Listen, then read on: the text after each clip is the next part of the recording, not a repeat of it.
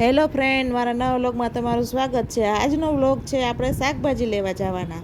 જો શાકભાજી માર્કેટ આવી ગયું છે. રાતના 11 વાગ્યા પણ ટ્રાફિક તો શાકભાજીમાં એટલો જ રહી. જો શાકભાજી એવું મસ્ત છે ને, બધું શાકભાજી એવું તાજું છે કે એમ થાય કે બધું લઈ લેવું. પણ અત્યારે ઉનાળામાં શાકભાજીનો ભાવ તમે જોવો એટલે અરર માળી થઈ જાય.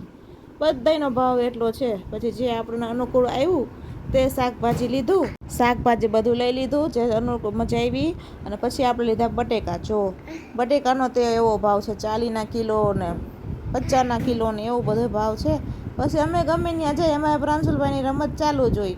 હું લેતી હતી શાકભાજી અને એને પપ્પા અને પ્રાંશુલ બે મસ્તી કરતા હતા.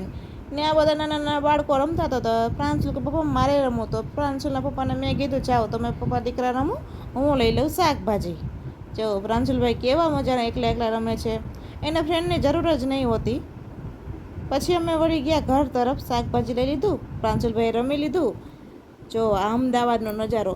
અમદાવાદમાં રાતે તમે 12 વાગે નીકળો કે 1 વાગે, બસ પબ્લિક જાગતી જ હોય અને બધા હરતા ફરતા ખાવા પીવામાં જ મોજમાં મસ્ત હોય. પછી આવી ગયા છીએ આપણે ઘરે. ઘરે આવીને બધું શાકભાજી કાઢી લીધું, મસ્તીનું 1 નંબર ધોઈ નાખ્યું. કેમ કે શાકભાજી તો પહેલાં ધોવું જ પડે ડાયરેક્ટ, પછી આપણે ફ્રીજમાં મૂકવાનું હોય.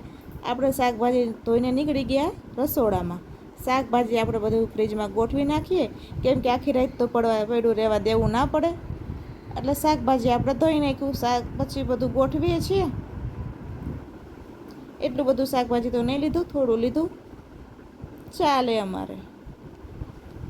પછી આપણે મૂકી દીધા બટેકા.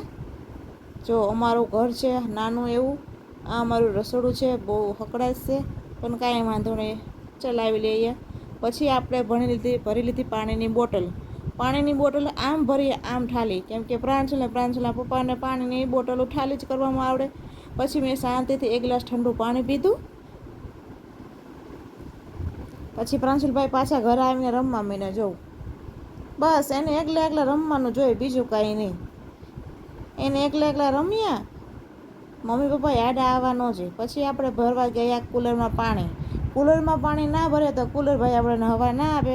એટલે આપણે ભરી લઈએ, કુલરને દઈ 3-4 ડોલું પાણીની. જો તમને અમારો વિડીયો ગમ્યો હોય તો લાઈક કરજો, શેર કરજો, સબસ્ક્રાઈબ કરજો. જય માતાજી.